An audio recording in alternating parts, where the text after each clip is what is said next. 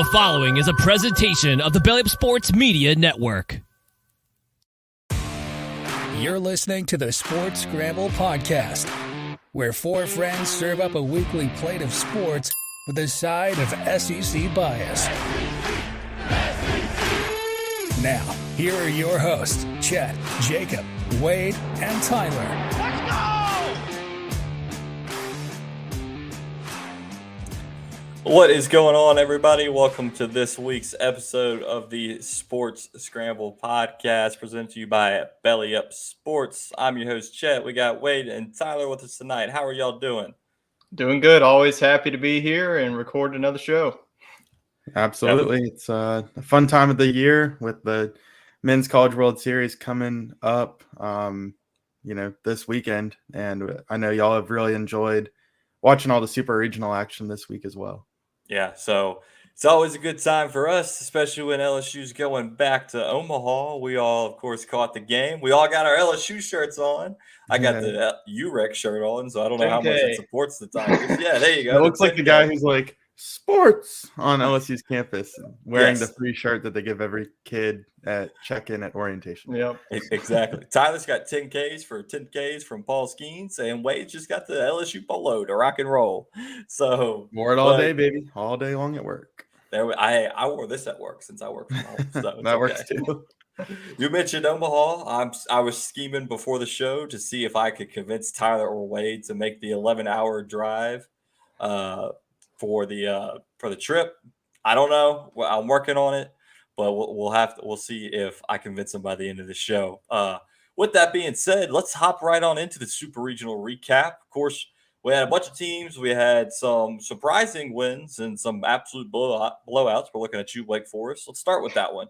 Wake Forest swept Alabama. They beat them pretty good the first game, and then they beat them 22-4 the second game, 22-5. Either way, it doesn't matter. They got absolutely steamrolled. Tyler, what'd you see from the Deacons over in Wake Forest? I tell you, they don't call them Wake Forest for nothing. I mean, these boys can actually hit the baseball. I know everyone's going to talk about their park, but I think that they're going to be just fine at Charles Schwab Field. They're going to be their baseball is going to be flying out of that ballpark. So I think that Wake Forest is definitely one of the favorites. Like I mentioned several times when looking at the previews, the number one seed hasn't won the national championship since 1999. We saw Tennessee last year. They got knocked out.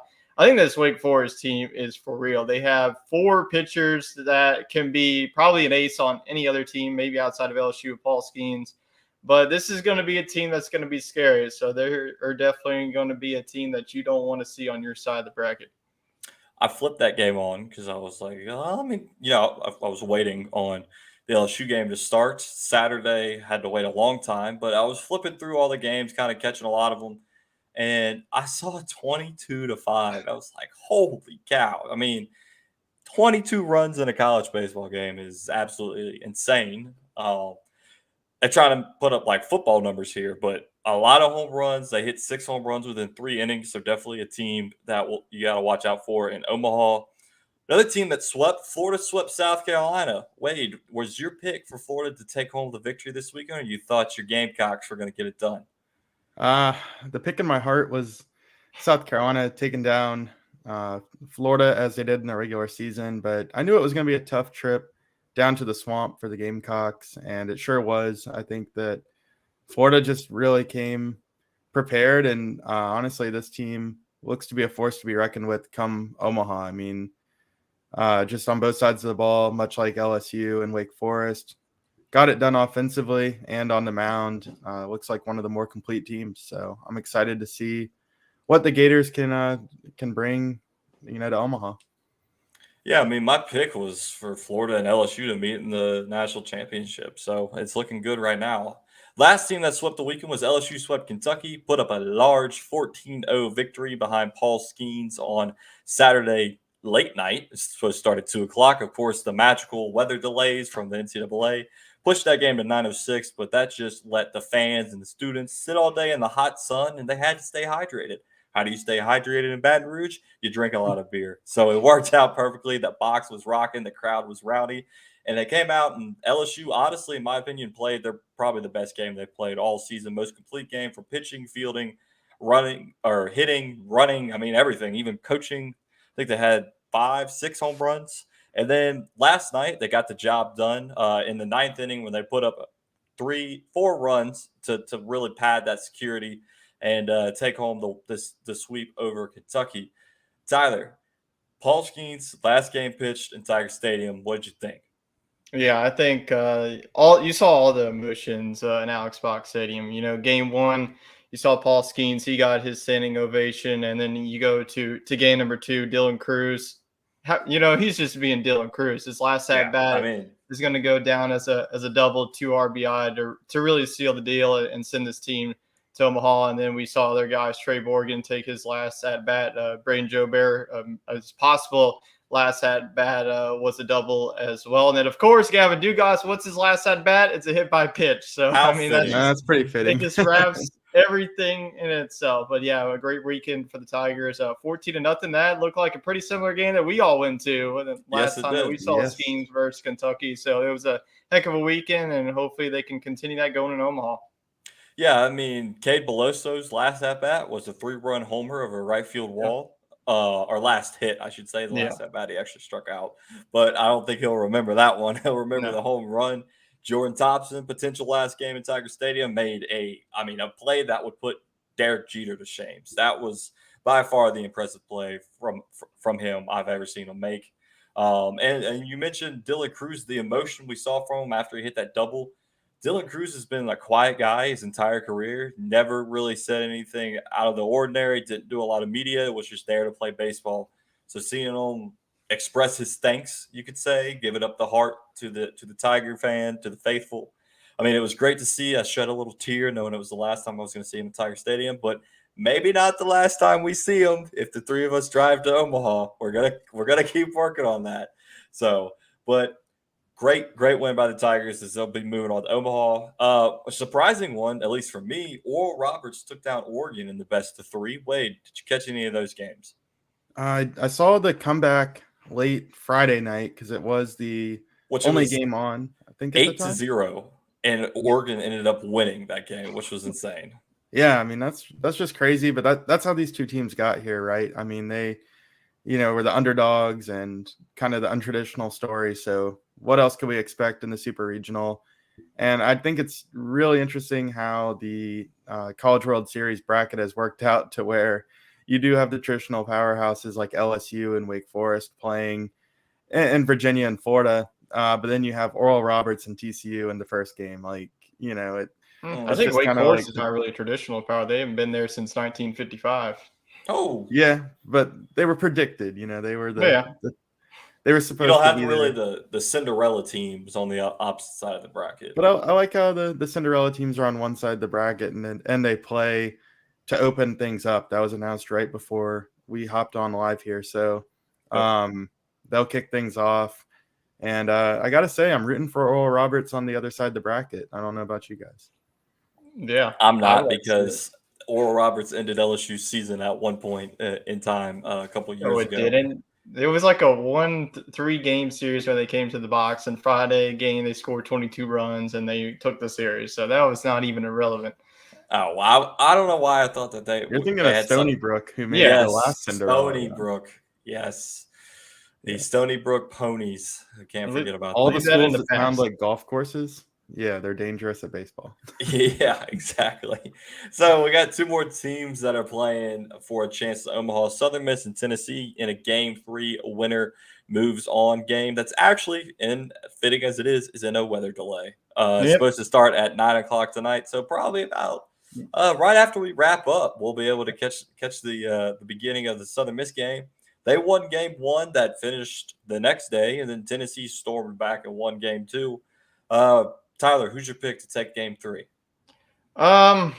Whenever we were looking at this bracket, I did pick Tennessee. I still think it's going to happen. I think that Tennessee has the momentum on their side. They roughed up Tanner Hall. I have never seen Tanner Hall that roughed up. He's an ace. He's a Sun Belt pitcher of the year. He's just been dominant. I think, I thought that Southern Miss was just going to complete the sweep. They went out 4-0, and Tennessee puts a 6 spot on them. Their offense comes alive. So this Tennessee offense was pretty much asleep, didn't really have an identity. through that. And then all of a sudden, there it goes, 6-run inning. We're back on it. So I think that this has obviously been a series that's in weather delays. Their first game, they had 2 stops, and then they had that another rain delay, and then they had to come back at 11 a.m. to finish up that game. And then Tennessee put up 3 runs in that first inning coming back, but Southern Miss was able to hold off. So I'm rooting for Southern Miss, to continue the Mississippi tradition and keep them going to Omaha. But this Tennessee team has all the momentum. And if this game comes down to pitching, I got to give it to Tennessee because they still have, Chase Burns only threw a couple of pitches, and they also got Drew Beam coming up. So I got to give advantage to Tennessee tonight. Okay, Wade, who's your pick tonight? Yeah, I got to agree with Tyler on this one. I like to pick the other side just to drive up a little controversy on the show, but I think Tyler nailed it with the depth of Tennessee's pitching staff. I mean, that's been their strength down the stretch. I think it proves well for them, and I think the Vol fans are extra salty today, especially that this series was not played in Knoxville because it's like 73 and sunny. Yeah. I don't know. I think the NCAA did the right thing. You can't really consider weather as a deciding factor, but yeah, LSU would never host a super regional. Yeah. We'd have to build a dome. So my pick, Mom, if you're listening, I'm going Southern Miss. Don't worry, I'm not letting you down. Chet's trying to play the favorites here. His wife and his mom. He's trying to keep the family happy. Close family members. I am picking Southern Miss because I want to see LSU and Southern Miss play in Omaha, and I like to see LSU win. No, because he wants a Christmas present and dinner tomorrow night. That's it. So the reasoning behind this is I think on Wednesday some pictures came out. There was a priest from Southern Miss from the Catholic Church right behind the stadium was out blessing the stadium before the game. Blake Blurk hit that home run. Yes, yesterday. and then the Tennessee batter hit a home run off the church. So I think God's favor is going to shine down on Southern Miss for him hitting, which, by the way, that was a 480-foot home run. I mean, an absolute nuke. Yeah, Jesus thought he was safe. Yeah, I mean, you parked in the church parking lot, and your car got hit by a baseball. Like that just doesn't happen. Yeah, I bet that person was like, "Oh, this is safe. Like, we're not going to have any home runs." And then Blake Burke sends a dang missile over there. Yeah, I mean, he knew it as soon as it came off the bat. Absolutely just annihilated that baseball. Other missiles from the weekend, Dylan Cruz off the Tony Satchery sign. We got to reach out to somebody at LSU to get this Tony's cannon in the works. If somebody hits the Tony sign, it should shoot out Tony Satchery's season and just, free Tonys for everybody. It's like the beer showers. Just make it rain Tonys. And then, of course, Tommy Tanks with his over the scoreboard, which was also very impressive. Before I get into Tommy Tanks' Violet Hacks, we got one more game that actually just started. Stanford and Texas. Pulling up that score right now, I believe. Yep, 3-0, bottom of the third. Stanford is leading Texas. Tyler, who's your pick? Oh, this is pretty simple for me. I mean, they just threw a guy last night, if you didn't see it, 156 pitches. Hopefully his arm is all right. Throw in Omaha if they make it? I mean, I guess. But I'm going to go until the wheels fall off. Yeah. But yeah, I'm going to go Stanford. This has been a good series to watch. I think that this could have been a sweep, but Texas came back. They were down 6-2 going into the ninth, and they had a 6-run inning to get game number 1. But Stanford, and like I said, 156 pitches in a complete game, that's going to get you the win. So I think that this is a game of momentum. I think that Stanford closes the book, and we'll see Stanford versus Wake Forest in game number 1 in Omaha. Wait, are you going horns down or are you going with the trees? I'm going to go with the trees, but in past years, I haven't watched Stanford play baseball until game 1 of Omaha, so I'm already ahead of the curve this year. I've watched them play twice this postseason already, so you're the expert. I know what's coming. Okay. I'm going to go Stanford just because they're up 3-0 already. And yeah, they spotted you to 3 runs there. Yep. Definitely swayed my opinion. They got the pitching staff to pitch tonight. If they let their guy go 156 pitches last night, they were not using anybody in preparation for game 3.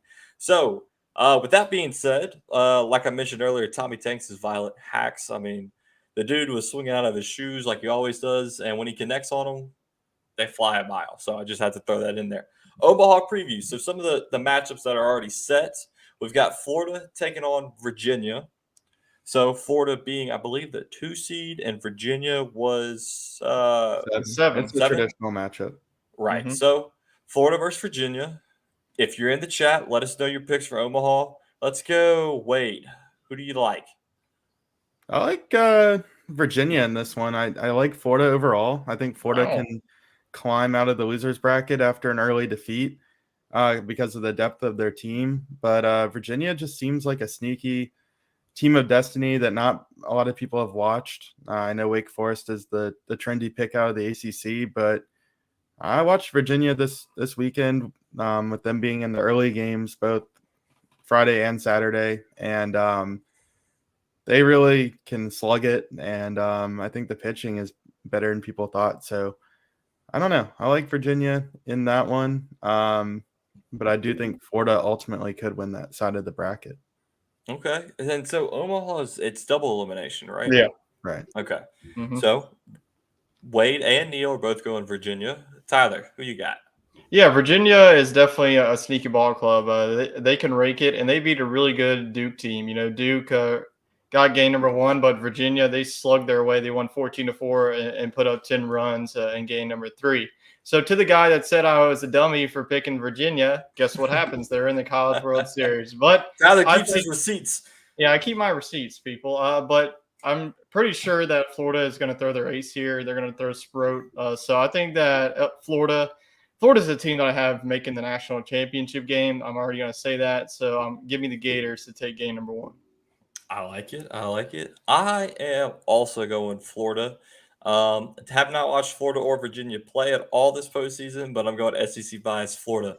Before That's what we are. before, True homer. before we get into the next couple picks, I'm sure everybody saw last year the Jello shot record that was broken over at Rocco's Sports Bar in Omaha.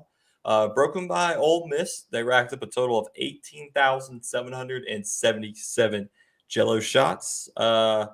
Came to $37,554. So, which team, if possible, which team do you think is breaking it this year?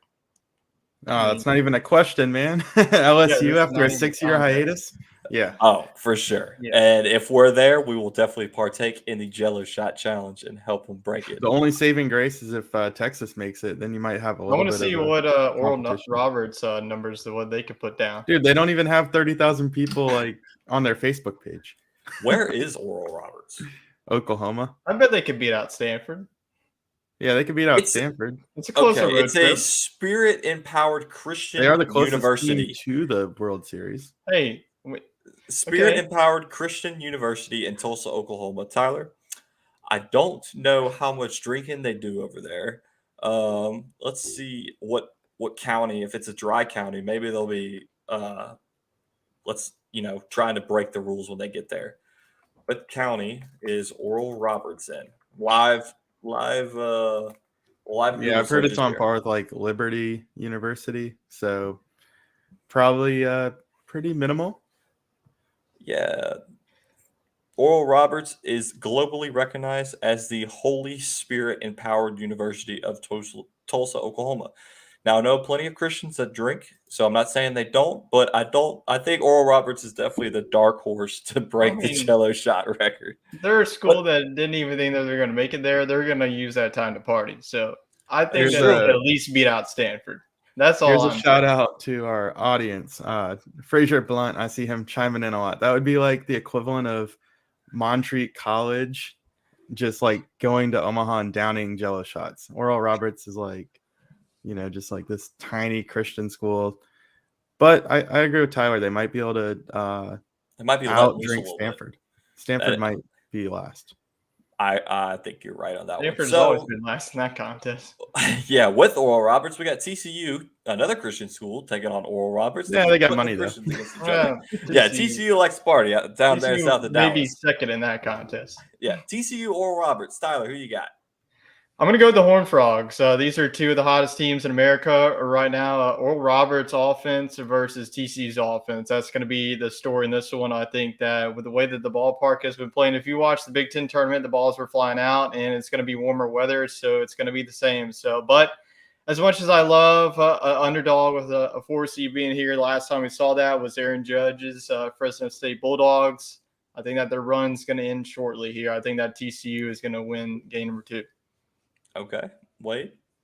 Yeah, I'll agree with you there. I think TCU is a team that almost played their way into host consideration, just missed out and went and took care of business in the regional play and took out Arkansas, who I probably would have winning Omaha if they were here. So got to go with the Horned Frogs in their place, and I think that sets up pretty nicely for them if Virginia can pull off that first round upset. I like it. I'm going Oral Roberts just because they didn't let game 1 of that You're the Oregon upset regional. specialist, so it doesn't surprise me. Didn't let game 1 of the Super Regional in Eugene phase them. They bounced back. They won the next 2 games. I think they take down the Horned Frogs in their first game in Omaha. We don't the other 2 games are not guaranteed matchups, but we got LSU versus Southern Miss or Tennessee. I think we all can agree that we are picking LSU to win that game. You don't even have to ask. Yeah. The next one, Wake Forest versus Stanford/Texas. We all picked Stanford to win that matchup. So let's say Wake Forest versus Stanford. Wade.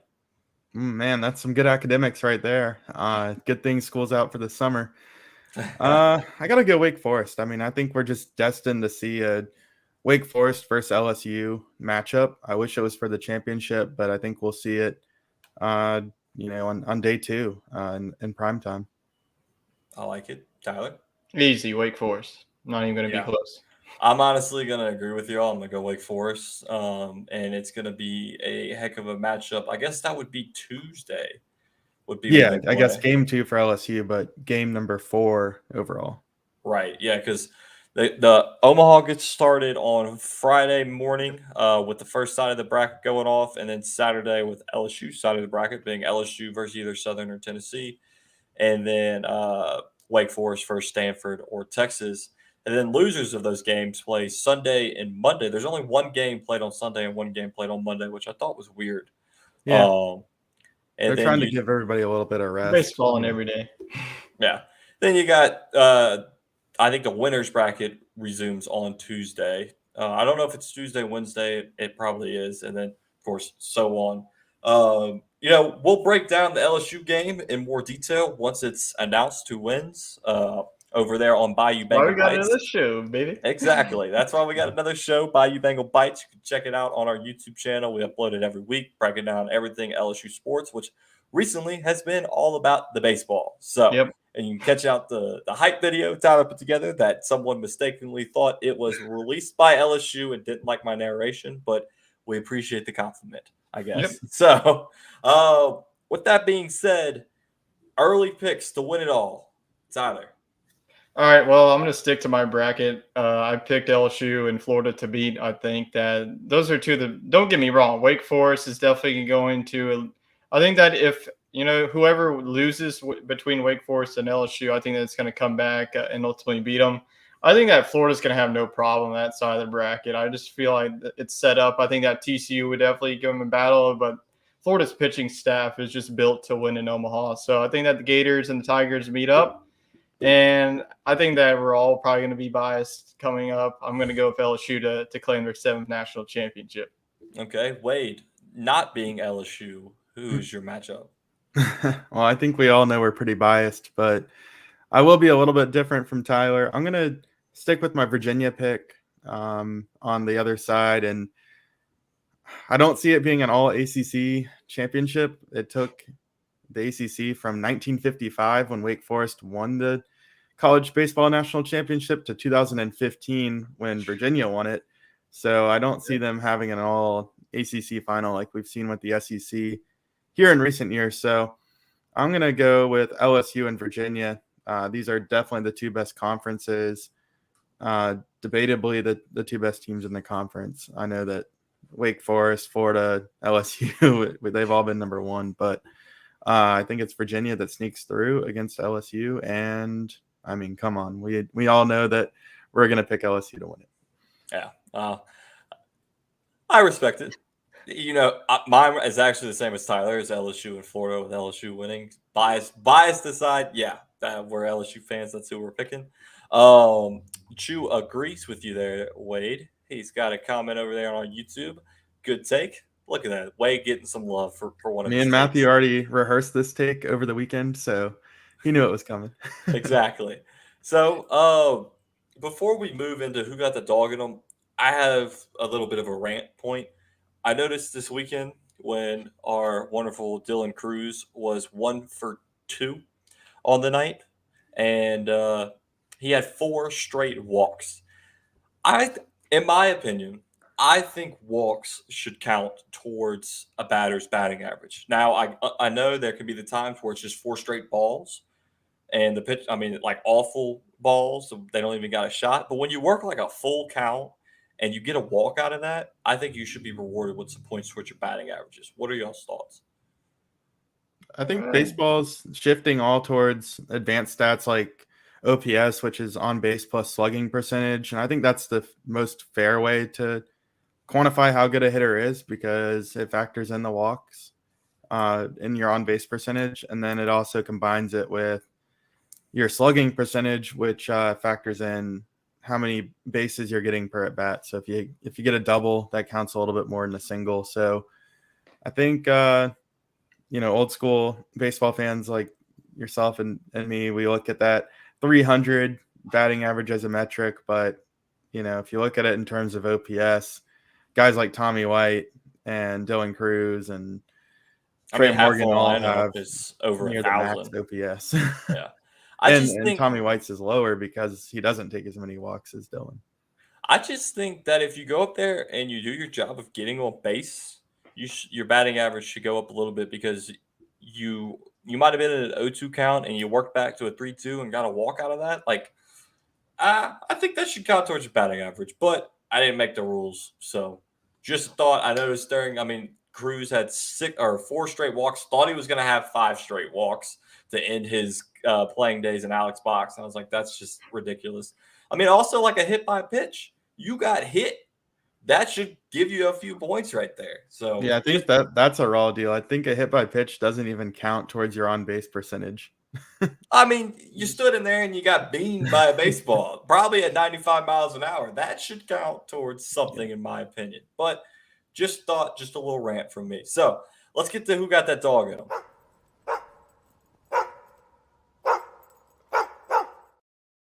Who got that dog in them? We'll start with Tyler. All right, I'm going to go with the captain. I'm going to go with Captain Trey Morgan. He had an insane super regional. If they did the most valuable player in the regionals, I would tip my cap to Trey Morgan. He had 4 hits on game number 1 and 2 of those was home runs to put him to 9 home runs. He reminds me of Antoine Duplantis.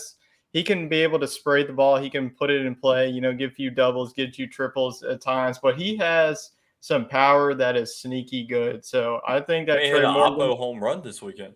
Yeah, Trey Morgan made himself his money, not only with his defensive plays this weekend, but with his offense. So I think that Trey Morgan, getting hot at the right time is definitely going to serve well for this team going into Omaha. So Captain Trey Morgan, who got the dog in him. I mean, let's talk about the play Jordan Thompson made. I mean, on the other end of that, Trey Morgan was doing the splits at first base to make that catch. So he's not he's Mr. Elastic at that point. Wade, who got that dog in him for you? I like Tyler's pick a lot. I think Trey Morgan definitely made himself climb up MLB draft boards this past weekend. So good pick there. I'm going to go to Major League Baseball. And I'm going to go with the new sensation. Train. What's that? I said you're back on the baseball train. I am, yes. Back on the baseball train, going professional. I'm going to go with the next big thing, the sensation, Elly De La Cruz. He made his much-awaited debut for the Cincinnati Reds on Tuesday night, just after we recorded here on Sports Scramble. So we haven't had a chance to talk about him on the show, so I got to give him his claim to fame here. Really, beyond Shohei Ohtani, the guy who has the most tools in baseball already, and he's only been up a week. He can He has the fastest recorded sprint speed of anybody in the majors or Golly. minors.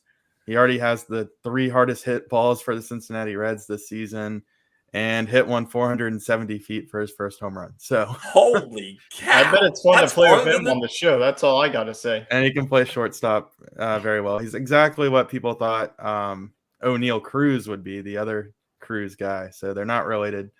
But yeah, this guy's legit.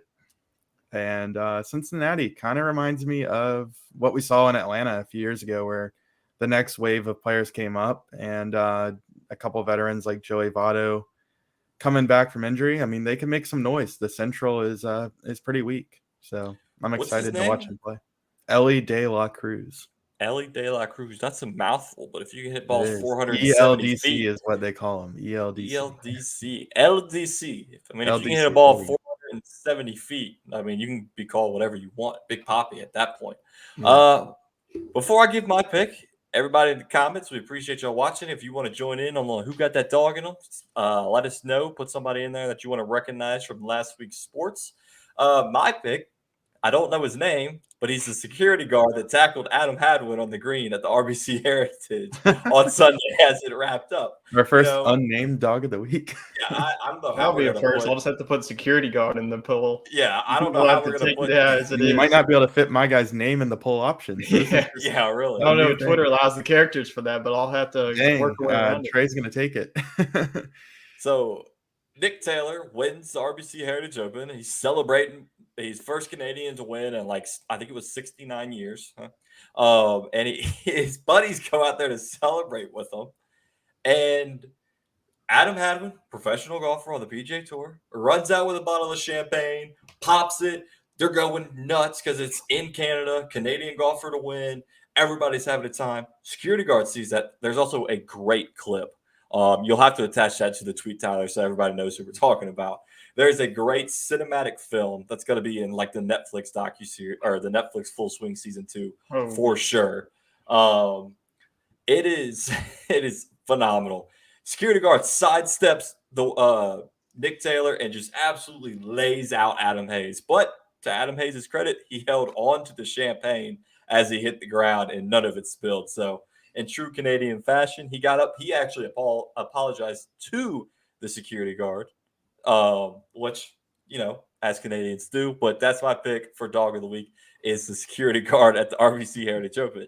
We got a few coming in. We got one from our buddy Chew. He's got Jimmy Johnson, Jensen Button, and Mike Rockefeller representing America at the Le Mans race. That's a 24-hour race.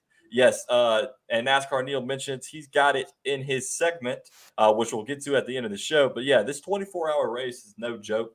I first saw it in Ford versus Ferrari. I just want to know how the guys don't pee themselves while they're driving behind the car.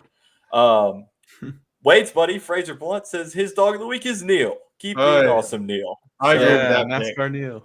NASCAR Neil is always our dog of the week. So with that being said, mine kind of led into the RBC Heritage. Big golf tournament in Canada. The Canadians show out. They had like a virtual. They have this sky hole where you get on one of those rides you see at a carnival where you get in, strap yourself in, and then it's a tower that goes up and down. Yeah. So you can go up. It's called the Sky Bar. You can go up there and have a drink, and it's over like the 14th hole at the tournament. And you can watch the golf play out from like 200 feet up in the air. So that's pretty cool. And of course, it's Canada's only golf tournament of the year. They show up, they go crazy. Going into Sunday, there was 12 golfers within 2 shots of the lead. So really, it was anybody's race. But it ended up coming down to Tommy Fleetwood and Canadian Nick Taylor in a 4-hole playoff, which Nick Taylor on Thursday shot a 75. He was 125th in the ranking for the tournament. And then the next day, he comes back and he shoots a 63, breaks the course record to make the cut. And then he ends up winning in a 4-hole playoff with a 73-foot eagle putt to win the whole thing. It was a phenomenal putt. Second player to ever win the event. And, of course, the security guard tackles his buddy as he celebrates on the green. I did have another dog of the week just get texted in from our friend Matty Ice watching. Who got that dog in him? You want to know who got that dog in him? I'm going Dustin Dickerson, shortstop for the Golden Eagles. He smashed a home run and got a warning for his celebration. I can agree with that. Yeah, that's another thing. The Yeah, umpires. let's talk about that for a second. The umpires, the no fun police, as we like to call them, Southern Miss hits a nuke. And the NCAA is the no fun police too. That's true. They hit a nuke. What's his name? Dustin Dickerson, shortstop. He crosses home plate. The whole dugouts or the whole team's out of the dugout. They're posing, and he gives them a little snapshot as he crosses the plate. The umpire gave him a warning. Like, come on, man. Let's not ruin college sports. Let's have fun with it. I mean, they do it in the NFL. So what's the big deal? But appreciate it, Matty Ice, for the dog of the week. We got another comment coming in. USM LSU in the championship. Keep the trophy in Mississippi for the third straight year. Okay. That I don't know if that can actually play out since they're on the same side of the bracket, but crazier things have happened. USM, that would actually be what Stark or Mississippi State won it 2 years ago. Yep. Ole Miss won it last 2021. year, and then it could be a team of destiny. That would be insane for them to all three win it in back to back years. Would just be insane for the state. Then we need Jackson State to like heavily invest in their baseball program. Deion Sanders to come back and play for the baseball program. Then we need Alcorn State to do something, and Mississippi Valley State, and then Mississippi Gulf Coast to win. They could just go down the list. But yeah, it would be impressive to see the Golden Eagles win a national championship, make it 3 years for the row. So mentioned the RBC Heritage. We got another big golf tournament coming up this weekend. We got the U.S. Open at LACC, Los Angeles Country Club, third major of the year. Tyler and I have a very long shot bet that out there that we placed about 3 months ago for Super Max Bowl. Homa. Yeah, from our Super Bowl winnings. Super Bowl bets. We had Max Homa to win this whole thing because he does currently own the course record at LACC. It's something like $25 to win $4,000 or something like that. So if it happens, calm down. It's just 900. But okay. Well, I thought it was a lot more than that. Either way, I'll be ecstatic if it happens. But we're gonna give our picks for the LACC. I've got the odds over here on my phone. Wade, I'll start with you. Who's your favorite to win? And then we'll go with your long shot. All right. A pretty generic, amazing pick here to win it. John Rahm. I think that he's always one of the favorites to win a major event and missed out on the last one, but got it done at the Masters. So I think he wins at least 2 majors this year and does it again this weekend. And then long shot, I'm going to go with Tommy Fleetwood. You just mentioned the Canadian Open. He fell just short in a playoff, I believe. So played some really good golf. He's a name that you're starting to see, near the leaderboard, not at the top, but he's cracking the top 10 as of late. And I think that, he could just continue that momentum and find his way at the top. I like it. John Rahm's a plus 900 to win, so pretty good for the number 2 favorite in the field. And then I got to scroll a little while. Tommy Fleetwood plus 5,000. So good long shot pick there, Tyler. Wade. Tyler, who's your pick? Yeah, I'm going to go with a guy. He just had a good weekend, in RBC Heritage in Canada. It hasn't been a good year for him. There's been some news. We already know about the Live in PGA. If you missed it, definitely go watch our video. He is pissed off. And I think that Rory McIlroy is going to give the big old FU to Jay Monahan, and he's going to win it. Okay. That would be a huge bounce back for Rory after he looked like somebody killed his pet animal this whole week, having to get up on the press conferences. Yeah, it would definitely be a good bounce back. And a long shot, I'm always the guy that goes way far back. You know what? I'm going to do it. Feel the thrill. Phil Mickelson. I don't care if he's 50-plus years old. To the tour. Phil Mickelson plus 18,000 to win. I was going to get a down payment on a $1 bet. Yeah, maybe. It's probably not going to happen, but that's the beauty of sports. So I'm going to go with Phil the Thrill. So you're going on opposite sides. You're going Rory McIlroy, who hates Jay Who's Monahan one of the favorites, right, and then Phil Mickelson, who's in the woodshed in the betting world. Yes, yeah. So Phil Mickelson plus 18,000, and Rory McIlroy is plus 1,400. I'm going with a boring pick to win it, but I think it's honestly probably the best chance. Scotty Scheffler plus 700. The man just shows up every day, every weekend. worst finish this entire year has been 12th. I mean, that's insane. He's been top 10. I'm not even going to say that's that because I'm probably going to jinx the future bet I have out on it.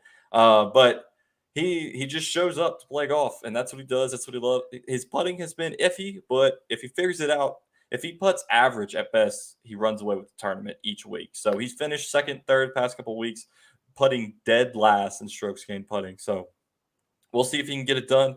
My long shot pick, let me scroll through the list here. I had somebody in mind, and then I lost him. I hope it's Max Homa, but I don't think he can classify as a long shot pick. I'm going – where is he? I can't even find his odds. He's so far down.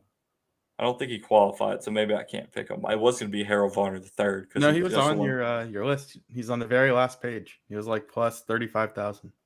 My long shot, Harold Varner III at plus 20,000 because he just won the most recent live events. He's probably hyped up that the tours are merging.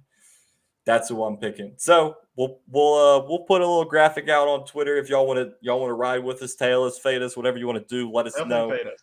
Yeah, definitely. Oh, by the way, us. Sung J M's winning it because I didn't pick him Yeah. for the first time as my long shot. Wade picks him every major, and he's not going to them this week. So if you want to sprinkle, he's the only golfer to win me money this year, other than Scheffler. So, well, if you want to win some more money, go Scotty Scheffler top 10. It's pretty much a lock. But U.S. Open kicks off Thursday. My time will be. Oh, luckily LSU plays Saturday night at 6, so I'll be done watching golf, and I'll be watching the Tigers hopefully take on the Golden Eagles in Omaha in person. Wait, Tyler, we can still go. It's the offer's still there. Let's get some other championship news. We got Game 5 of the NBA Finals right now. The Nuggets are looking to close out the Heat. They're up 3-1. I believe the game's actually starting right now as I speak. 39-35 Heat with 5 minutes to go in the second. Okay, so the Heat are up by 4. Tyler, do you think they keep their lead, or the Nuggets come back and end the series in 5 games? No, I think that the Nuggets finally get it done, and the Joker is NBA Finals MVP. It's going to suck for Jimmy Butler. He's been so close, in the bubble. He lost to the Lakers, and the last couple of years he made it to the Eastern Conference Finals, specifically last year losing to the Celtics, and now this year he's potentially going to lose to the Nuggets. I just don't see a comeback happening. Even if Miami takes tonight's game, I think that the Nuggets go on the road and win in Game 6. So I think that the Nuggets, take care of business and finish up the series. Okay, Wade, you going with Tyler, or are you going Game 7 Heat? I'm going to stick with the Nuggets as well. I think that they got 2 games to get it done before they even have to sweat out of Game 7. So I just don't think the Heat are built to win 3 straight elimination games against a team that, is just better on paper. I might look like an idiot tomorrow, but I'm saying Tyler Hero hits the game-winning shot in his first game back in the playoffs, and the Heat take it and force a Game 6. In Game 4, though, we had somebody else could take it to the emergency room. The Heat mascot was knocked out by Conor McGregor in a skit during halftime. It was supposed to be a fake punch, and I guess Conor didn't get the memo because they knocked him out cold, and they had to take him to the hospital. What else do you expect? It's Conor McGregor. He's not going to take it easy on you. Didn't I read, though, that the Nuggets mascot is like the highest paid performing mascot? He makes like $500,000 a year. Which is absolutely insane. And he wasn't even the one getting throat punched by the reigning UFC champ. I mean, like even the Dallas Cowboys cheerleaders work as accountants during the day. Like, this is crazy. $500,000 to put on a suit and dance around at a higher elevation than everybody else. But they did a little skit during halftime. Conor McGregor comes out and they faked a fight, but Conor's instincts kicked in. And he jabbed him in the throat one time. He fell to the ground. And he just started pounding on him, which I think was part of the play, but he must have connected on one of those fake punches. And it knocked him out and sent him to the emergency room. Somebody else that's about to get knocked out are the Florida Panthers against the Golden Knights in the NHL Stanley Cup Finals. 3-1. They've got the lead right now. Tyler, does Vegas get it done?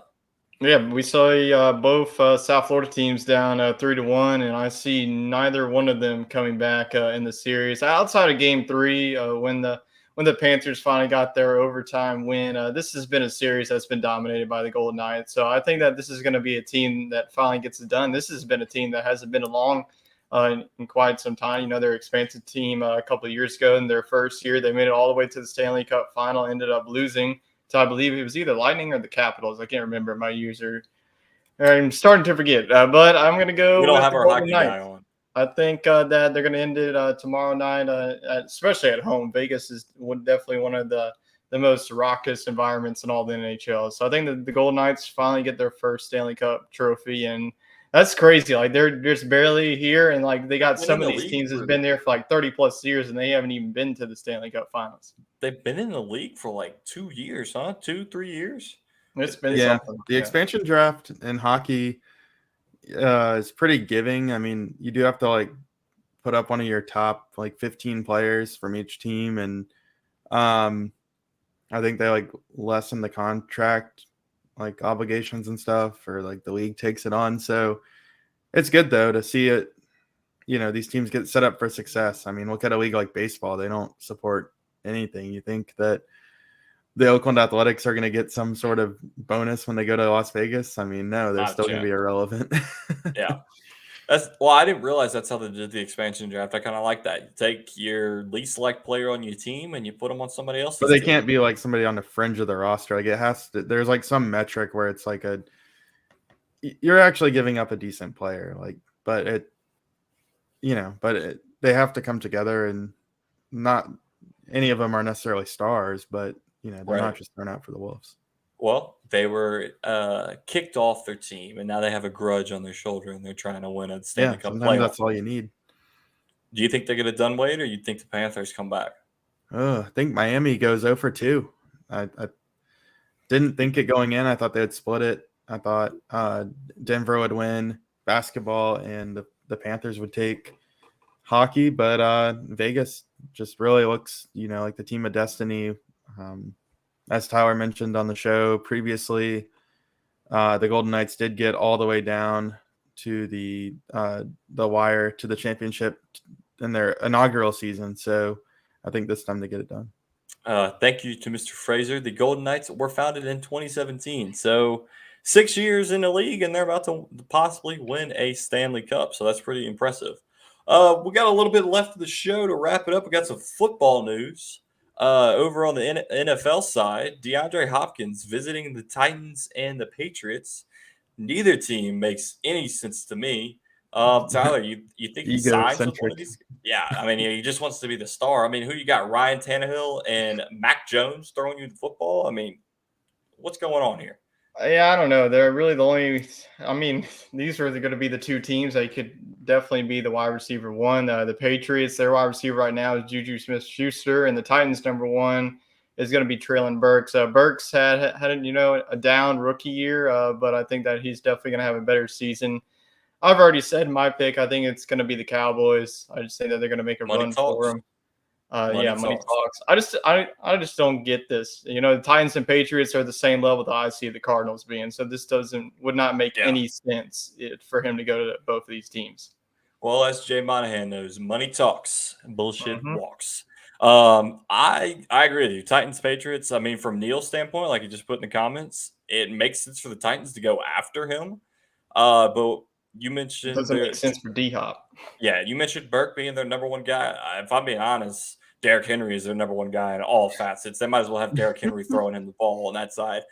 Wade, do you think he goes to Titans or Patriots? Or if you had to pick between the two, which team would you put? I got to say, if Kayshon Boutte and DeAndre Hopkins are on the same team, look out hotel rooms. I mean, just Google that. There's been some weird stuff going on in hotel rooms between those two guys. So we don't need that. So I hope he doesn't go to the Patriots. I don't know. I like Tyler's Dallas pick if it comes into fruition. I don't know if this would be the best sense for the Titans to pony up the money. If they do, I think it's kind of showing that Treylon Burks hasn't made that next leap. But I think that is logical. But if he's considering these teams, I think, like I said last week, he should consider Atlanta, because I just think the team, Desmond Ritter's not, some proven NFL quarterback, but neither are Mac Jones and Will Levis. So I think Atlanta could be an appealing option for him. Yeah, I mean, it puts him in a big city with. I mean, he could basically take over the I mean, it's a Julio winnable Jones division. role. Yeah, definitely a winnable division. I like that Atlanta pick. I mean, to me the Bills made the most sense, but I think they came out and said that they weren't going to take him. Um, I honestly have no idea. D Hop's a hard guy to get a read on. Other contract news: Saquon Barkley is pondering sitting out the season if his contract talks don't start back up. What's new? I mean, he wants the money. He did play good last year, but he's been an injury magnet, so I don't know if the Giants are going to give him the contract that he wants or thinks he deserves. Other running back, Dalvin Cook, released from the Vikings. Tyler, where do you think Dalvin Cook ends up? I think the team that makes the most sense to me is already in the playoff chase, and it's going to be in the AFC East race as well. I think it's the Miami Dolphins. It just makes too much sense. I know that there's already a lot of running backs, but none of those running backs are good. They need a true RB1. They pair him up with Tua, and you're just praying that he has a healthy season. And they already have Tyreek Hill. They have Waddle as well, and they got one of the best defenses in the league. I mean, if I'm going to be doing more fantasy this year, and the Dolphins are going to be my number one defense in my rankings. So I think that the Dolphins, it would just complete their whole package to bring in Dalvin Cook. I like it. Make sure you subscribe to our YouTube channel if you're watching right now to get Tyler's insights. Going to be starting in July. I'll be doing it. We call him the fantasy football expert for a reason, even though he did finish last in the fantasy football championship. Oh, wait, that was Wade. Sorry. That was you. I know. Maybe it was me. You had your toilet bowl and you lost. You got swept, so it was you. But yeah, make sure you subscribe to our YouTube channel to catch all of Tyler's fantasy football expert knowledge because it's coming to you soon, starting next month. I like Miami. I think Dalvin Cook could definitely end up there. Wade, anybody else you're thinking of? I think Miami's a good pick, but do keep an eye on the Giants. I mean, you just mentioned Saquon Barkley could be on the fritz there. If he just wants a 1-year contract somewhere where he can play right away and be the main guy, that could be a spot. And then, I think Dallas and Cincinnati and potentially the Jets are all going to be looking at another running back to complement their room. So those are all teams that could be contenders. Well, does what's his name? Brian or Brees Hall, is that his name? And for the Jets, I mean, he tore his ACL. Is he going to be back for the beginning of the season? He's supposed to be, but I think that they would rather not, rush him back, put a ton of work on him. Then you still have Joe Mixon's kind of thing playing out with the Bengals. So if that falls south, I think that they'll be looking to add somebody. And then I think for Dallas, I think that Jerry Jones would prefer to have a 2 running back system. I think they're going to sign Leonard Fournette to complement Tony Pollard. That's a good sign. We'll have to see. Okay. Well, I mean, we'll see how the offseason plays out. I'm sure they'll all be signed by August. So we'll keep you updated when that happens. Switching to college football. The long-awaited NCAA 2024 potentially new EA game coming out after the NIL was passed. They were going to start making the football games again. Well, the College Football Players Union or Players Association has said we're going to boycott this because the players only get paid $500 for their name, image, and likeness to be in the game. I don't remember who the player was, but he came out and said, "Y'all are crazy. I'm in a video game. They could give me nothing. Just make sure my speed's 99 and I'd be happy." Tyler, I know you hate this. Just keep pushing it back. We just want to play college football 2024. I mean, what do you think they have a right to opt out to the $500? I mean, I feel like that's plenty to be in a video game. It's not like you have to do anything. Yeah, what do you think? I don't know. I just want this damn game to come out. I know that a lot of the nation wants this game. And, like the saying says, just let the kids play. You have all this NIL money already. It's like you're $500. I would take that to just put myself in a video game. If You're I'm too seeing all cool. these players on Twitter, give me $20, and I'm already becoming a fan of those players. If you're not against this and don't want your game, then oh well. Just put like a generic name, like y'all, like just put a number on it and go for it. I mean, Created this is player number like 7. the most hyped video game that's probably ever going to come out. I mean, this has been a long way. This game hasn't been out since Been 10 2014. years. Yeah, it's 10 been years. 10. It's going to be 10 years. It's like getting up there with GTA 6 of how long that's going to be coming out.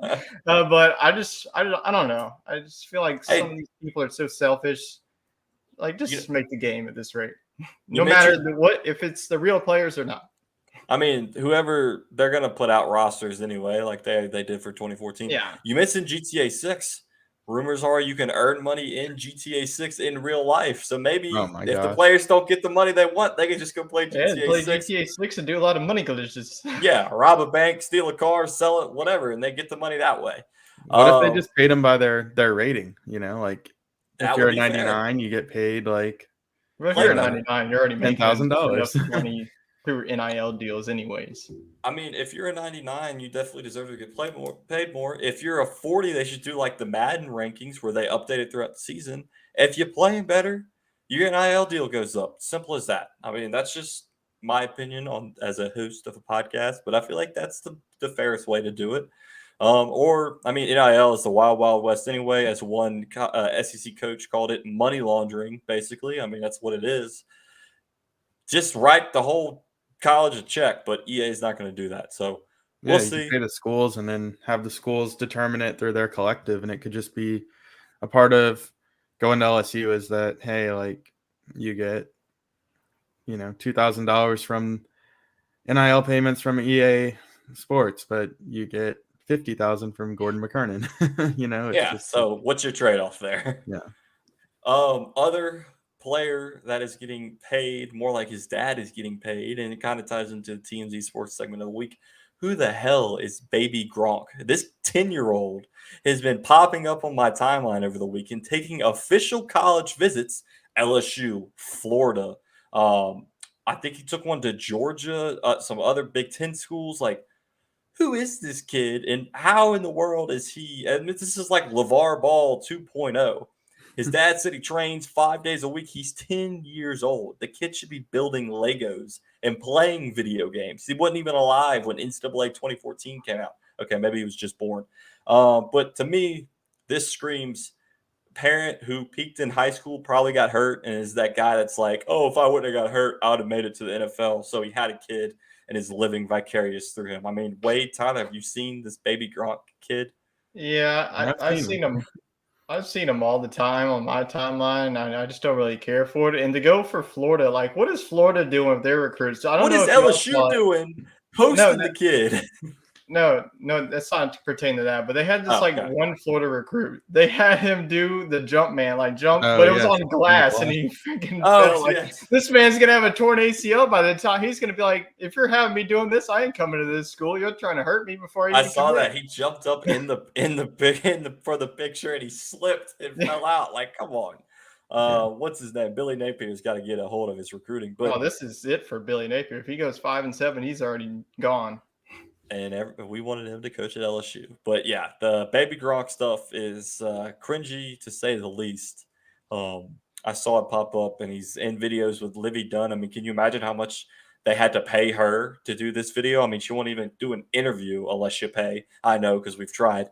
And then you've got him getting official visits, recruiting visits. He's 10 years old. He's got a verbal offer from Arizona.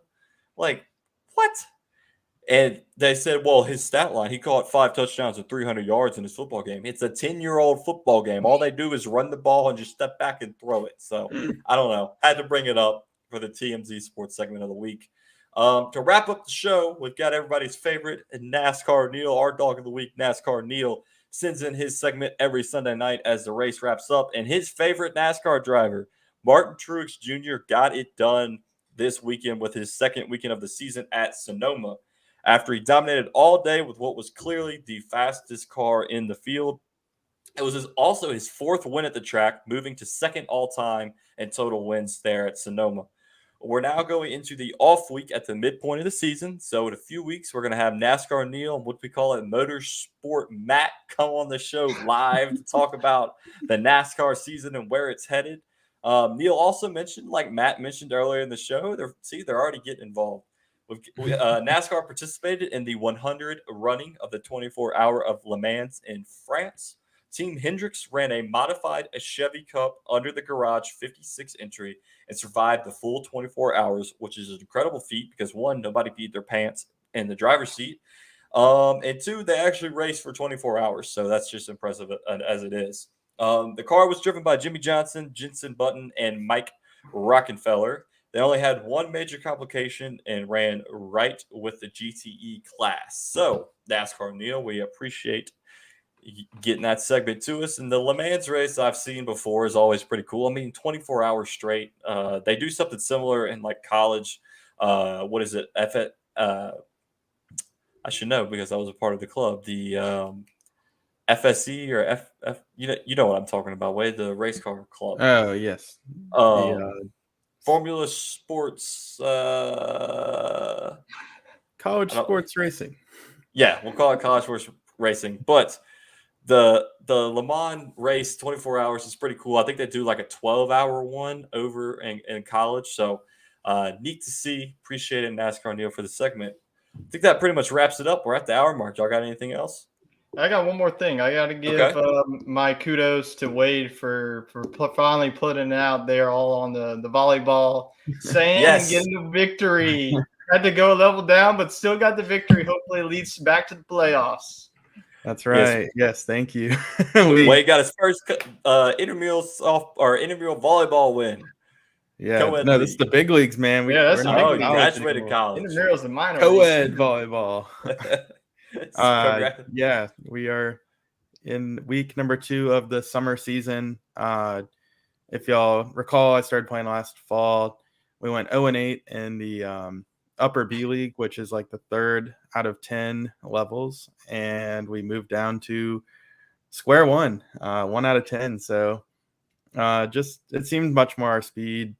We were actually able to set up some good volleys, and it wasn't just a bunch of one hit kill shots. So it was fun to get out there and play. And tomorrow we'll try to do it again. So there we go. Keep tabs on the journey. We'll get an update each week. Hopefully you have a better season than last year. I watched a lot of professional pickleball this weekend in the rain delays. So maybe I'll test my waters in professional pickleball. I don't know. But with that, we appreciate everybody joining us tonight. We're enjoying these live shows, get interaction with the fans. So I think we're going to keep doing it. While you're over here on our YouTube, hit that subscribe button. Keep up with us each week. Of course, we have Bayou Bengal Bites, all your LSU news coming out later in the week. And we'll see you next week with a recap from maybe we're all a lot richer from the U.S. Open. And, of course, a college baseball Omaha recap. So with that, we hope everybody has a wonderful week ahead.